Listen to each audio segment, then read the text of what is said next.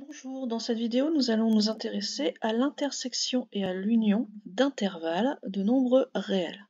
Si vous n'êtes pas à l'aise sur la notation d'intervalles et notamment sur l'ouverture et la fermeture des crochets, n'hésitez pas à aller regarder la vidéo que j'ai déjà faite sur le sujet. Ici, donc nous prenons deux intervalles, i et j, de nombres réels. Je vais parler de l'intersection qui va se noter avec cette espèce de petit pont ici. Et ça va se lire I inter J. À ce moment-là, ça correspond au français au et.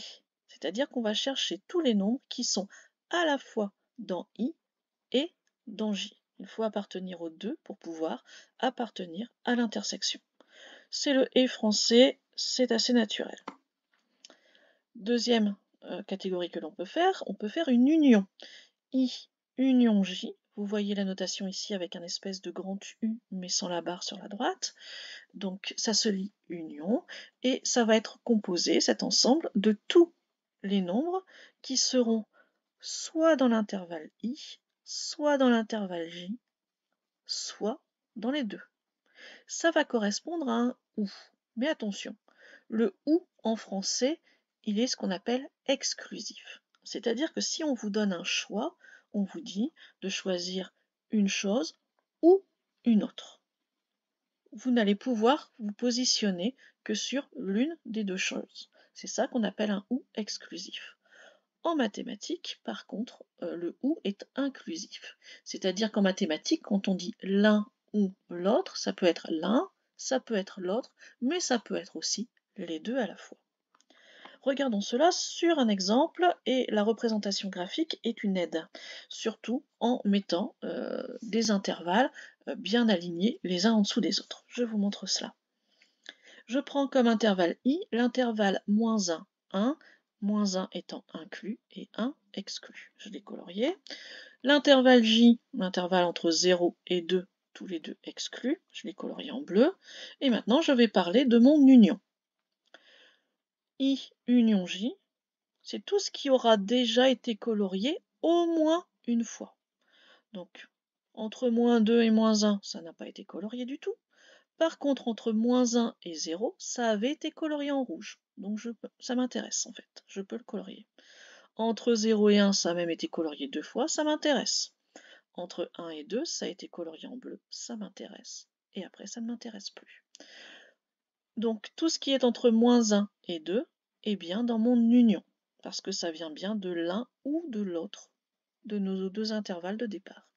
Regardons plus précisément ce qui se passe aux bornes de cet intervalle. Donc au niveau de -1, il avait bien été colorié en rouge puisque le -1 était inclus dans mon intervalle I, donc il va être inclus dans mon union. Au niveau du 2, par contre, il était exclu de mon intervalle J, il va donc aussi être exclu de mon union puisqu'il n'a jamais été colorié. Donc au final, mon union, c'est de -1 à 2, avec les bornes et les crochets dont on vient de parler. Enfin, pour l'intersection correspond donc à tous les éléments qui auront été à la fois dans I et à la fois dans J, c'est-à-dire tout ce qui aura été colorié 2 fois. Si on continue à regarder mes deux premières droites, pour l'instant donc on n'a rien de colorié. Entre -1 et 0, ce n'est colorié qu'une fois, ça ne m'intéresse pas. Par contre, entre 0 et 1, là ça a été colorié 2 fois. Et c'est ce qui correspond à mon intersection. Après, ça n'a plus été colorié qu'une seule fois, ou pas du tout. Donc mon intersection, c'est l'intervalle 0, 1.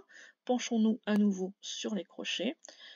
Ici, mon 0 avait été colorié en rouge. Par contre, il n'a pas été colorié en bleu puisqu'il est exclu de mon intervalle J. Donc, il n'a pas été colorié 2 fois. Il ne fait pas partie de mon intersection. Mon 0 va donc être exclu. Quant au 1, il n'a pas été colorié en rouge, il n'avait été colorié qu'en bleu. Donc, pas les 2 fois, il est à nouveau exclu.